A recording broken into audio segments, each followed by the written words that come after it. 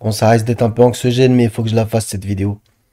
Donc je vais un peu parler de ce qui est en train de se passer en ce moment. Donc avec Macron, etc. Tout ce qu'il raconte en ce moment par rapport bien entendu à ce qui se passe en Russie, Ukraine, tout ça. Ça va être anxiogène, encore une fois, je te le répète au cas où. Donc vraiment, si t'es pas prêt, voilà. Donc c'est évident que c'est en train de tourner vinaigre, d'accord? Il y en a qui disent oui, mais non, mais vive la Russie, je suis pas pro-Macron, nanana. En fait, le truc, c'est qu'il s'agit pas de d'être pour ou contre, je pense, tu vois. Parce que si tu raisonnes comme ça, Macron, l'Occident d'aujourd'hui, je dis bien d'aujourd'hui, on va dire dégénéré, c'est dégueulasse, donc du coup, je choisis la Russie. Je pense que c'est pas la bonne méthode. Et le nouvel ordre mondial, bien entendu, qu'il a prévu ça. Donc, nouvel ordre mondial avec une hégémonie totale d'un seul bloc ou de plusieurs blocs, comme certains aiment bien le rappeler, et ils ont raison. Et je pense qu'il a plusieurs tours dans son sac. Donc si t'es là en train d'essayer de choisir entre Macron et Poutine, je pense que c'est pas une bonne affaire. D'accord? Donc que Macron dise oui, attention, les Russes ils arrivent limite demain matin. Peut-être que c'est un peu exagéré, bien entendu. C'est un peu le narratif de la propagande. Tu peux trouver dans les deux camps en tout temps, dans n'importe quelle guerre, c'est évident. Surtout à notre époque, c'est logique. Néanmoins, en fait, je crois que dans un sens, il a raison. Je vais m'expliquer parce que sinon ça pourrait être mal compris. Faut qu'on reprenne plusieurs textes ensemble. Donc je vais t'en mettre plusieurs devant tes yeux. On va essayer un petit peu ensemble d'analyser. Donc au-delà de ce que peut être écrit dans la Bible, c'est-à-dire par exemple dans Ézéchiel, dans Daniel, dans l'Apocalypse, ou même dans, je sais pas moi, Matthieu 24 ou autre. Même coraniquement, tu peux trouver ici et là des éléments. Il va falloir un petit peu essayer de tout relier. C'est-à-dire ce qui se passe Israël-Palestine, ce qui se passe Russie-Ukraine, aux States, partout, partout, partout. Il faut relier tous les points. Et c'est justement là le véritable casse-tête. Donc il y a des gens qui sont spécialistes en géopolitique, mais par exemple, ils prennent pas du tout le domaine spirituel, de la foi, de la guerre du bien contre le mal, etc., des prophéties, de l'écriture. Donc du coup, je pense qu'ils ont une vision qui est un peu biaisée, étriquée. Toi, tu peux ne pas être spécialiste en géopolitique, c'est mon cas. Par contre, en regardant un peu l'histoire, en lisant certains textes ici et là, en voyant ce qui se passe dans l'actu, et bien entendu par la grâce du Seigneur, je pense que tu peux avoir une vision qui se rapproche de certaines choses à capter. Et peut-être que tu comprends certaines choses ici et là. Donc je vais revenir sur ce que j'ai dit par rapport à Macron. Quand il dit ça, bien sûr que c'est de l'exagération, ok. Néanmoins, en vérité, t'as l'impression que le mec, il avait lu la prophétie, les prophéties la veille, d'Alois Erlmeyer par exemple, d'accord? Voilà, il y en a, ils vont encore me dire, c'est des conneries, non, non, non. Il n'y a pas de souci, admettons. Mais en fait, je pense que c'est vachement plus pernicieux que cela. C'est-à-dire que oui, peut-être à l'instant T, bien sûr que peut-être les Russes, ils sont pas là à vouloir t'attaquer. Mais en fait, si tu les pousses à la faute, si tu les pousses dans leur retranchement, si tu fais une propagande monstrueuse, si tu fais des faux drapeaux, tu peux imaginer un million de situations, de scénarios. Bah pourquoi pas en fait? Pourquoi pas? C'est ça en fait qu'il faut se poser comme question. C'est pourquoi pas? Parce que tu crois que le nouvel ordre mondial, elle n'a pas l'intention de détruire toutes les nations, toutes les familles de peuples, etc., etc., toutes les religions. Donc pourquoi pas foutre le plus gros bordel possible? Et au lieu que simplement le conflit reste en Ukraine, qu'il s'élargisse pas et qu'on vienne à une escalade monstrueuse jusqu'à peut-être même Gog et Magog, la guerre du tous contre tous. Pourquoi pas? Parce que tu vas me dire oui, mais l'armée française, oui, mais l'armée russe, non, non, non. Chacun ira de son argument. certains avec des arguments plus pertinents que d'autres, y a pas de souci. Mais moi, je m'attends à tout, en fait. Je m'attends à tout. Qu'est-ce que tu peux estimer qui ne se passera pas? Quand on t'aurait dit il y a 15 ans, oui, tu sais, la cérémonie d'ouverture des JO à Paris, ça va être une dinguerie comme là, ça s'est passé. Bah ouais. Je t'aurais dit il y a 6 ans, on est le, on est en mars 2025. Je t'aurais dit il y a 6 ans, oui, tu sais, on va t'enfermer chez toi, les gens porteront un masque, il y aura un pass, et ceci, et cela, et j'en passe. Qui c'est qui aurait cru? Bah personne. Donc quand ils te racontent, oui, mais c'est dans 5 ans, etc. Tu peux dire, oui, mais ça se peut que c'est dans 5 jours. Ça se peut que c'est dans 50 ans. Mais vu l'accélération des temps, tu vois pas la propagande, comment elle est monstrueuse. Donc pourquoi pas? Et moi, ce que je vois, c'est que quand ils te parlent d'une chose, c'est pas simplement pour te mettre la puce à l'oreille ou pour t'en parler, pour t'en parler. C'est comme quand ils te disent, par exemple, je sais pas moi, dans BFM, ils vont dire dans le bandeau, doit-on faire ceci, cela? En fait, c'est pas doit-on faire ceci, cela, c'est pour tester l'opinion publique. En vérité, le plan est déjà en marche, en sous-marin. Et 3 mois après, c'est plus doit-on faire ceci, cela. C'est on y est déjà comme on y est déjà à fond. C'est comme ça qu'il faut comprendre. Donc quand on dit 5 ans, c'est pour que toi tu te dises bon, ça va, c'est dans 5 ans. Mais si on te disait c'est dans 6 mois, c'est sûr que tout le monde paniquerait. Ben oui, faut absolument défoncer la porte pour que les gens aient une réaction. C'est comme si j'arrive, je te connais pas, je te dis dans la rue, salut, tu peux me prêter 500 balles. Le mec, il va pas te les donner. Si t'arrives, tu lui dis, t'aurais pas 50 centimes, s'il te plaît? Pourquoi pas? Mais en vérité, le mec, son but, c'est de faire 500 euros. Mais sur plein de personnes. Bref, c'est une image, tu m'as compris. Faut qu'ils y aillent des fois mollo, tu vois. Non, mais vous inquiétez pas, le nuage va pas passer la frontière. Tchernobyl. Regardez, c'était où Tchernobyl au passage? Absente. Donc je pense qu'il faut se méfier de tout. Mais bon, ça c'était la petite introduction. Maintenant on va passer au texte. Donc vu que je t'ai parlé d'Alois Erlmeyer, on va commencer par ça. Donc j'invite tout le monde bien entendu à voir qui c'est Alois Erlmeyer. Je pense que honnêtement c'est... Voilà, c'est aux gens aussi de faire leurs recherches. Donc à 2 heures du matin, les Russes entreront en France. Au passage, 3 fronts qui se rejoignent avant l'entrée en France. En tout cas, une invasion express. En moins d'un jour, les Russes couvrent l'Allemagne. En 2 jours, ils sont en France. Et ça, Macron, quand elle avait jacté, là, qu'il avait mis soi-disant sa carte à l'envers pour que tout le monde dans le net dise ah, mais il a mis sa carte à l'envers, il a fait exprès. Il a fait exprès pour que les gens retiennent ça et qu'ils jactent que de ça. Et qu'ils oublient le principal. Ça, c'est un petit peu comme Cantona, elle avait dit, en gros. Tu vois, face aux journalistes. En gros, faut leur donner de la viande à manger et que les gens y mangent, tu vois. Faut que les gens y mangent. Et qu'ils en oublient le principal. Donc c'est ça. En vérité, la Russie est pas très très loin. C'est pas faux, tu peux pas lui enlever. Et le pire, c'est que les gens, quand je vais dire ça, ils vont dire ouais, mais tu prends le parti de Macron. Je me marre. Je suis en train de vous avertir, les gars. Parce qu'il y en a, ils prennent pas ça au sérieux. Et ils sont là, oui, mais vive la Russie. Il n'y a pas de vive la Russie de mon côté. Il n'y a pas de vive la Russie. Il n'y a pas de vive la République. Vive Dieu.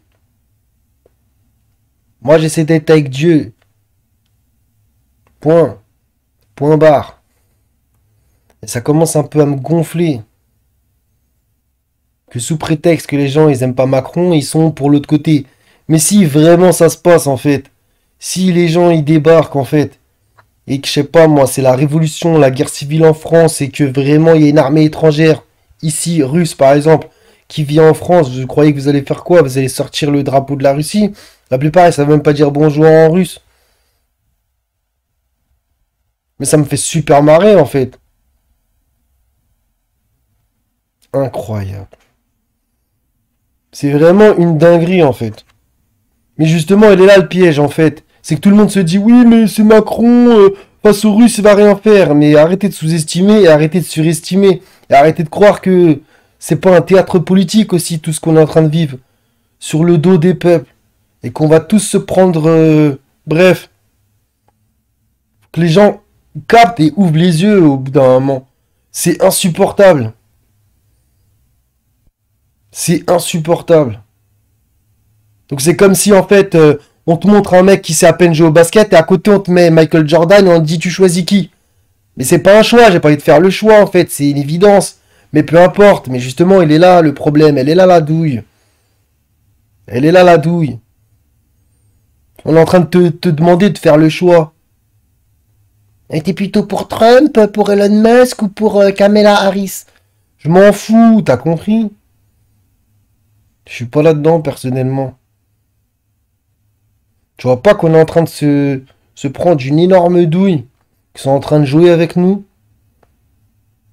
Et c'est nous qu'allons en prendre plein la tête, encore une fois.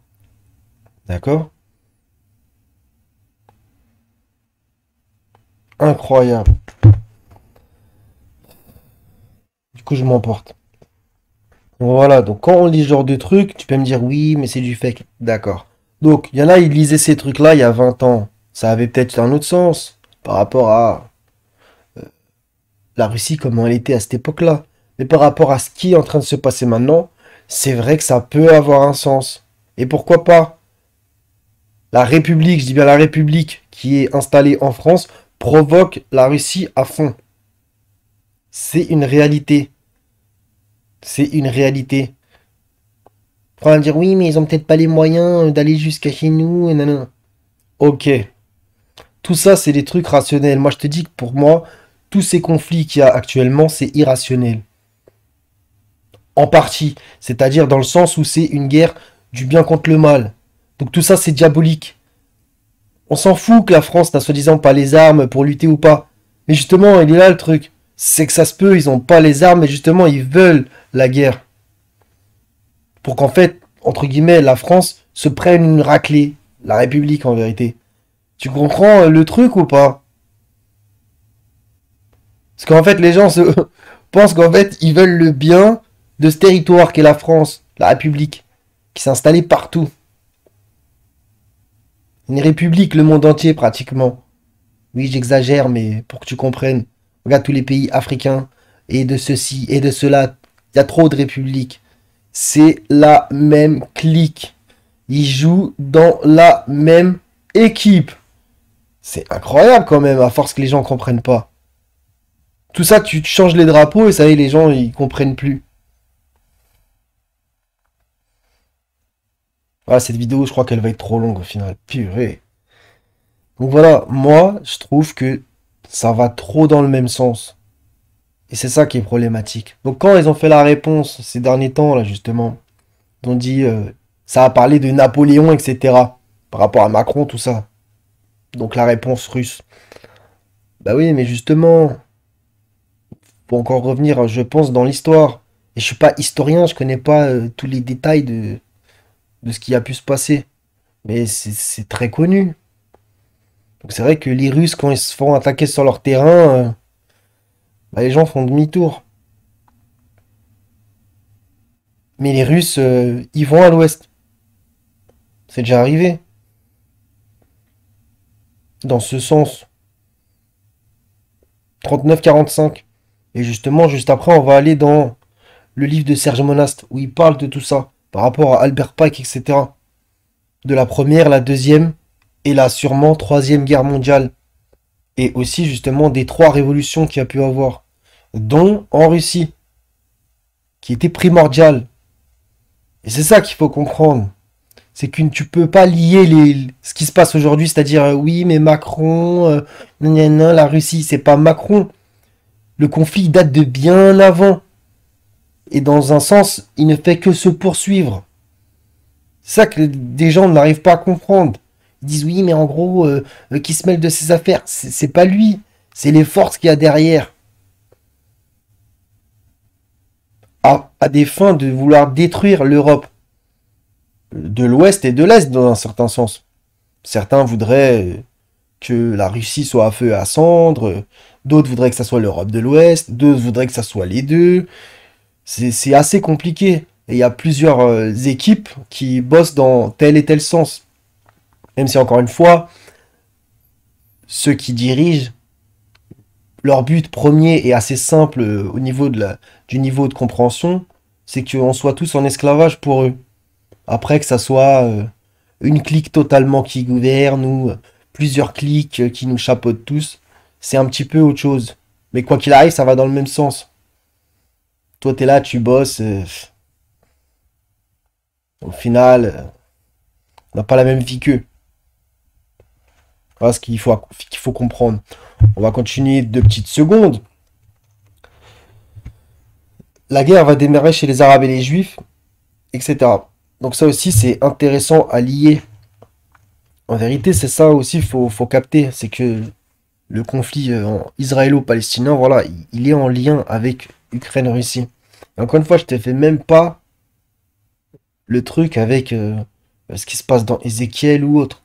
Je vais même pas aller là-dedans, sinon je vais mettre des heures et j'ai pas non plus envie de trop jacter. Voilà. Et tout ça, faut bien comprendre. Faut bien comprendre qu'il y a vraiment un truc qui est en train de se passer énorme. CF, un petit peu au niveau symbolique, c'était assez simple par rapport à ce qu'il y avait écrit sur leur char, le Z. Tu sais, moi, quand je te parle pas comme un universitaire, un académicien, avec plein de termes hyper compliqués, nanana. Je te parle avec mon cœur. Et des fois, je vais un petit peu ici et là. Moi, ce que je veux, c'est que les gens soient avertis que c'est largement possible. Largement. Et justement, c'est tellement improbable. Oui, mais attends, mais c'est Macron, l'armée française, il n'y a plus rien, nanana. Les gens, ils se disent ça. Du coup, voilà, tout le monde se fait un petit peu user. Bon, bah, ça nous attendra pas. Bah oui. Et certains sont dans la peur totale. Oui, il faut absolument envoyer des gens là-bas. Tu comprends pas que là, on est en train de se prendre une douille. C'est que dans un sens, on te dit on n'a pas les moyens. Et dans un sens, on te dit il faut mettre tous les moyens. Donc, les gens ne comprennent pas trop, en fait. On va continuer par cette petite citation. Quand tout le monde dira paix, shalom, alors la guerre viendra de l'Est. Encore Alois Erlmeyer. Et je parle par rapport justement à ce que je vois en ce moment. Oui, mais il faut un accord de paix. Oui, mais les autres, ils veulent pas la paix. Ah ouais, mais nous, on veut la paix. Ouais, mais eux, en fait, ils veulent la guerre. Ouais, mais nous, on veut la paix, mais on veut quand même envoyer des armes et des gens. Ouais, mais nous, on veut la paix, mais en vrai de vrai, on veut la guerre. Eh, on comprend plus rien. Tu vois pas comment c'est un charabia diplomatique. Ils sont en train de nous rendre tous fous sur ce sujet. Donc, personnellement, ce que je pense qui va se passer, c'est qu'on va te faire une paix bidon, d'accord? Et que ça va repartir, mais de plus belle. Puisque avant qu'ils arrivent tous là, Trump, etc., là, qui ramènent leurs fraises, c'était un conflit, t'en entendais parler, bien entendu. Mais, t'as vu maintenant? Est-ce que t'as vu la pue qui s'en sont mêlés, là? Mais c'est encore pire. Ça fait que d'enjacter. H24. Donc, excuse-moi. En fait, t'aurais laissé le statu quo, ça aurait été encore comme d'habitude. Là, ils ont voulu s'en mêler, ils veulent soi-disant rapporter la paix. Peut-être qu'ils vont soi-disant l'obtenir un peu. Mais pour moi, le conflit s'est encore intensifié et encore empiré dans les relations, on va dire, entre guillemets, diplomatiques, entre guillemets. Donc, c'est-à-dire entre les États. Ouais. Donc, c'est ça qui est plus grave. Et le nombre de pays bellicistes est de plus en plus grand. Et comme on le voit tous, chacun est en train de devoir choisir son camp. Ce qui n'était pas forcément le cas totalement avant.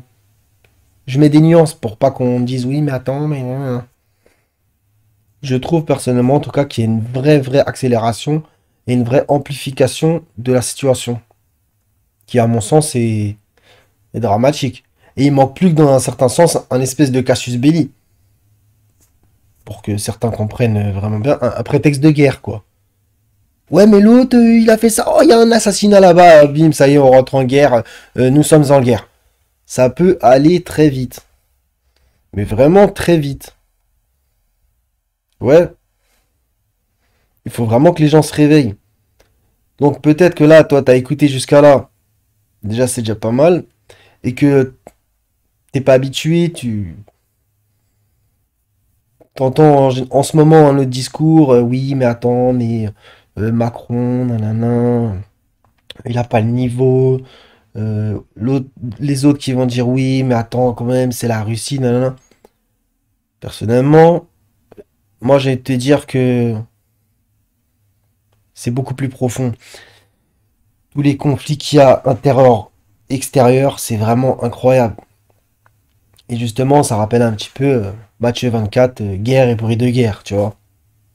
Donc rien qu'en France, déjà, tous les conflits, tous les problèmes qu'il y a dans ce pays, euh, des problèmes ethniques, des problèmes religieux, des problèmes économiques, des problèmes sociaux, c'est un casse-tête. C'est un bordel sans nom. Donc quand par exemple il y a écrit les Russes attaqueront en pleine nuit, je sais pas, c'est peut-être pas là comme ça. Il faut peut-être qu'il se soit passé des choses en amont. Exemple, un grand bordel en France, tellement un gros bordel qu'en fait on voit qu'on est hyper faible et voilà, on peut mener un truc. Oui, c'est à ça qu'il faut réfléchir. C'est pas à l'instant T, oui, mais non, c'est improbable, c'est impossible. Je vais m'arrêter là pour ça. On va continuer avec ce que je te mets là à l'écran. Donc le plan de Pike pour provoquer les trois guerres et les trois révolutions mondiales était simple. Il requérait que le communisme, le nazisme et le sionisme politique ainsi que d'autres mouvements internationaux soient organisés et utilisés pour fomenter les trois guerres globales, les trois révolutions majeures. D'accord? 3 et 3, donc 33. On prendra celui qui pourra. Donc c'est ça qui est intéressant, c'est ce qu'on voit encore dans un sens à l'heure actuelle, d'accord? On voit encore le sionisme et le communisme principalement. C'est ça qui est important. Et justement, dans les pages d'après, ce qui est vraiment important, il parle justement plus en profondeur avec plein de points du communisme. Et donc, bien entendu, de la Russie. Ce livre est très vieux hein, quand il l'a écrit. Il est très vieux. Mais voilà, il avait une vision d'ensemble. C'est pour ça que je mets en garde tous les gens qui sont, dans un certain sens, pro-russes, sous prétexte d'être contre Macron. Pour moi, c'est une énorme bêtise. C'est une énorme bêtise. Mais bon, chacun fera comme il veut, hein. La première guerre mondiale devait se faire pour permettre aux Illuminati de reverser le pouvoir des tsars en Russie et faire de ce pays le château fort du communisme athéiste. Ok? On n'est pas dans la laïcité, on est dans l'athéisme. Il faut bien comprendre. Les gens ne se rendent pas compte que la Russie a eu ça dans une partie de son histoire. Il faut bien se rendre compte. Et qu'elle l'a exporté à plein d'autres pays. Oui, oui. Enfin bref. Les différences entre les Britanniques et les empires allemands furent mises en évidence et exagérées par les agents autour des Illuminati afin d'être utilisées pour fomenter cette guerre. Une fois la guerre terminée, le communisme devait être érigé en vue de détruire deux gouvernements et affaiblir les religions. Exactement ce qui s'est passé. Avec à la clé beaucoup de morts. Mais bon, ça, c'est pas grave. On peut passer outre en général, tu vois. Donc là, tu imagines bien qu'il te parle des Britanniques et des Allemands. Bon, il évoque pas les Français. Il parle des Russes, un petit peu pour une autre raison, à propos de la Révolution. Donc du communisme aussi. Tu vois bien que les acteurs sont quand même sensiblement les mêmes, encore une fois. Il y en a d'autres, hein, qu'on se comprenne. Mais tout ça, c'est pour te dire aussi que ce conflit ne date pas d'hier. Et c'est pour ça que la France, entre guillemets, la République française et l'Angleterre actuelle, qu'elle soit en première ligne face, entre guillemets, à la Russie aujourd'hui, tout ça n'est pas hasardeux. Tu vois bien que ces nations sont citées quand même. Et l'Allemagne, bien entendu, qui est une force en Europe de l'Ouest, et pas des moindres. Donc tout ça n'est pas étonnant, ça n'a pas commencé hier, tous ces trucs-là. Et il faut bien lier les choses, et c'est pour ça que c'est intéressant, je pense, de te montrer ce texte. La deuxième guerre devait, pour sa part, se faire à partir de l'exagération des différences mises en évidence par les Illuminati et existant déjà entre les fascistes et le sionisme politique. Cette guerre devait se faire de sorte que le nazisme y serait détruit au profit de l'accroissement de la force du sionisme politique. Après, il fait pas vraiment une distinction entre fascisme et nazisme. Bon, c'est encore autre chose. Ce qui, par conséquent, devait permettre, selon le plan de Pike écrit dans la deuxième moitié du 19e siècle, établissement de l'État d'Israël en Palestine. Donc là, on comprend aussi les, les ricochets, on va dire, de l'histoire. Au niveau de la première guerre, la deuxième guerre, et du coup aussi, euh, qui s'imbriquent aussi les révolutions. Ici, pour le coup, comme on l'a vu plus haut, la russe. Et tout ça, c'est important à allier les choses. L'établissement de l'État d'Israël en Palestine. Durant cette même guerre, le communisme international devait de son côté s'accroître de manière à devenir aussi fort que les nations chrétiennes réunies, c'est-à-dire l'Occident chrétien à l'Ouest. Tu comprends? Et là, on y vient. Et là, on y vient. Arrivé à ce point de croissance, le communisme devait être retenu tout en étant gardé en échec. Jusqu'au jour où il devait servir pour la réalisation du cataclysme social final.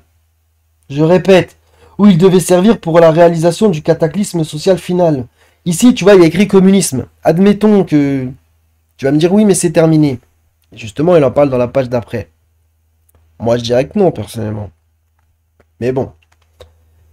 En vérité, admettons, tu remplaces le mot communisme, tu mets le mot Russie. Soyons fous. Devait être retenu, donc au niveau historique, tout en étant gardé en échec jusqu'au jour où il devait servir pour la réalisation du cataclysme social final. En gros, je vais te lire entre les lignes. C'est comme si on nous a amenés jusqu'à là, et la Russie a été amenée jusqu'à là, pour qu'en fait, un jour, elle s'affronte avec l'Ouest. Donc, que l'Ouest affronte l'Est. C'est aussi simple que ça. Je te le dis vraiment en résumé, comme je le vois. Ça colle avec la réalité. Faut absolument confronter l'Occident, on va dire, donc l'Europe de l'Ouest, avec le côté droit, donc l'Est, c'est-à-dire la Russie. Et certains vont me dire, oui, mais non, mais en plus, il y a les BRICS. Rajoute qui tu veux, même. Rajoute qui tu veux. Et j'ai même pas la liste de tous les pays qui vont se taper sur la gueule. Désolé de te parler dans ces termes, tu vois. Vraiment, ça risque d'être une purée de boucherie. Un truc infâme. Moi, c'est comme ça que je le vois. C'est comme ça que je le vois. Que là, le dessous des cartes, il est monstrueux. Monstrueux. Première, deuxième, c'est de la rigolade limite par rapport. Pardonnez-moi pour le terme. Mais là, ce qu'on nous prépare, c'est monstrueux. Et que les gens n'y croient pas, c'est incroyable encore plus. On entend toujours, oui, la troisième guerre mondiale, c'est vrai qu'on l'entend. Il y a des gens qui en parlent. Même Trump, des grosses têtes, ils disent le mot. Mais au fond, personne n'y croit dans un sens. Parce que c'est trop gros, justement. Et personne ne veut y aller, bien entendu. Oui. Tout le monde se dit, non, mais ça, c'est pour les autres. Mais regarde, sur la carte, il y a trop de problèmes dans le monde. Et ça va être un petit peu la petite phrase que je vais essayer de te placer, c'est que, au fond, en fait, moi, je vais te dire ce qui me surprendrait.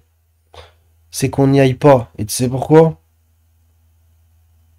Parce que dans un sens, tout le sens de l'histoire de l'humanité nous mène jusqu'à là. Nous mène jusqu'à ça. C'est pas notre but à toi, toi qui m'écoutes, moi qui est en train de te parler. C'est pas notre but. Mais dans un certain sens, en fait, on va récolter ce qu'on a semé, l'humanité. Et regarde le bordel que c'est maintenant, la France. Elle est l'ombre d'elle-même. Elle est détruite. Ben, tu veux que je te dise ce que j'en pense? Je pense que ça va être dans un certain sens la terre brûlée. D'accord? Moi, c'est ce que j'en pense. La terre brûlée. Et on partira grosso modo de zéro. Parce qu'encore une fois, je vais te parler avec mon cœur. Ça me gonfle. Ça me gonfle de te parler derrière un écran. Que les gens, tout le monde soit sur son smartphone. Même, je vais aller plus loin. Qu'il y ait des avions, qu'il y ait des trucs comme ça. Moi, ça me plaît pas au fond. Je trouve que, pour toutes ces technologies, on a défoncé la Terre. Déjà que l'humanité, c'était pas terrible. Mais là, maintenant, c'est chacun pour sa gueule. Avec le dieu argent. Ouais, moi, je suis au fond, en vrai, je suis pas contre la technologie. Et c'est vrai qu'il y a des trucs, c'est incroyable, c'est exceptionnel. Mais on en fait toujours n'importe quoi. Quand je dis on, c'est l'humanité dans son ensemble. On en fait toujours n'importe quoi. Si tu regardes bien une épée, c'est un outil extraordinaire. Le mec qui l'a créé, c'était un crack. Mais bon, on n'a pas fait ça pour aller couper des melons ou des pastèques, hein. Tu vois. Les avions, bah, c'est extraordinaire le mec qui a créé ça. Mais regarde au final, bah, on te balance des chemtrails avec. Ah bah ouais, tu crois que c'est gratuit? Internet, c'est extraordinaire. Ouais, c'est une bibliothèque. N'importe quel humain avant notre époque, il aurait pété un plomb. Il aurait dit c'est quoi ce truc? Je peux être 24 heures sur 24 en train de faire des recherches, en train d'apprendre des langues, en train d'apprendre tout. Mais les humains, tu crois que c'est ce qu'ils font? C'est une blague? La voiture, c'est pas incroyable? Ouais, mais c'est combien de morts par an? Ouais, mais ça pollue combien? Ouais, et j'en passe et j'en passe. C'est pas un outil de aussi pour se la jouer, pour se la montrer, etc. Oui, c'est super, tu peux faire des milliers de kilomètres. Ouais, bah oui, c'est normal que nous un monde sans frontières. Ça aussi, c'est super, à ce qui paraît. Tu vois? Donc en vrai, moi, je te le dis comme je le pense, hein. Quand ça va être la terre brûlée, au moins, peut-être qu'on se rappellera un jour. On se dira, ouais, franchement, on est parti trop loin. Maintenant, on va essayer de relever la tête, d'être avec Dieu, le remercier déjà, même avec nos séquelles. Et moi, je dis là, je suis en train de te parler, ça, c'est pas moi, hein, ça se peut, hein. Moi, je serais peut-être déjà mort. Ok? Personnellement, je pense que vraiment, on va en arriver à... C'est le cataclysme mondial. C'est ce que j'en pense. Parce que c'est ce que le diable veut. Et quand je te dis ça, c'est pas que le diable va gagner, non, non. C'est que dans un certain sens, il va servir d'outil pour que on soit tous châtiés. Un peu en mode le déluge, tu vois. Et bien entendu que après, pour moi, encore une fois, c'est ma vision. Il en naîtra quelque chose de meilleur. Et c'est ce que j'essaie de prêcher depuis des années.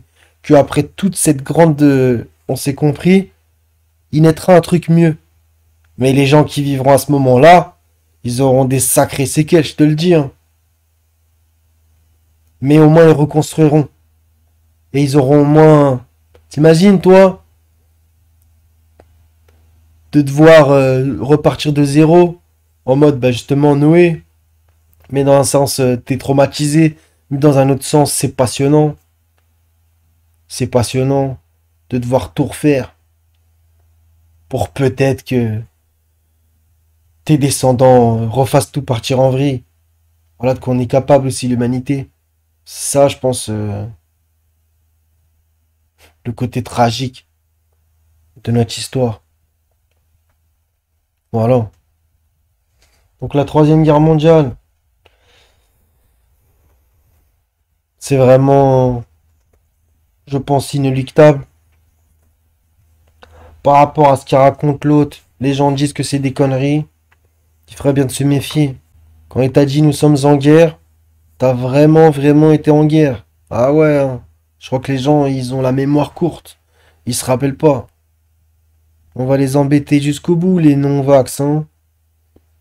Je crois que les gens, vraiment, ils ont la mémoire courte. Lui, quand il dit quelque chose, quand ça t'amène vers le mal, il le fait. Les gens devraient se méfier. Devraient vraiment se méfier. Ouais, je crois que je vais m'arrêter là parce que sinon, ça va partir en vrille. Juste, je te montre juste ça, cette page. Donc, lis-la bien. Et on va se terminer juste par cette petite phrase que tu vois. Albert Pike confie à Mazzini. Donc, ouais, on répète toujours les mêmes choses, c'est usant, mais bon. Donc, la lettre d'Albert Pike à Mazzini, bon, ça fait des lustres hein, qu'elle tourne sur Internet, mais bon. Qu'une fois que seraient terminées les trois guerres mondiales, ceux qui aspirent à mettre sur pied une domination mondiale incontestée provoqueront un des plus grands cataclysmes sociaux que le monde n'ait jamais connus. Donc après tout ça, en fait, eux, leur plan, c'est quoi? C'est de faire la terre brûler. Et une fois qu'il y a la terre brûlée, c'est quoi? Tu veux qu'ils te ramènent quoi? Des robots, l'intelligence artificielle, toute leur technologie qu'ils avaient gardée sous le coude pour qu'ensuite vraiment on soit dans le film Soleil Vert. Et vraiment, là tu pourras plus bouger. Ça c'est leur plan. Moi je te dis, ça va pas se passer comme ça selon ce que moi je pense. Et ce en quoi j'espère. Et ce en quoi je crois profondément. Leur plan c'est terre brûlée. Et on met la nouvelle technologie et l'humanité en moins grand nombre. C'est vraiment des esclaves comme tu imagines même pas. Personnellement, je pense que ça va être terre brûlée. Et eux aussi, ils vont passer à la moulinette. Et il naîtra quelque chose de meilleur. C'est mon espérance, c'est ma croyance, c'est ma certitude. T'en fais ce que t'en veux. Voilà les frérots, les sœurettes. Soyez tous bénis et en paix. Fallait que ça sorte. Je fais mon travail de sentinelle. Ça me fait pas plaisir. Mais sinon, je vais devoir rendre des comptes. C'est entre moi et le Seigneur. Et donc, moi, j'aurai fait mon travail. Soyez tous bénis. À la prochaine, si Dieu veut.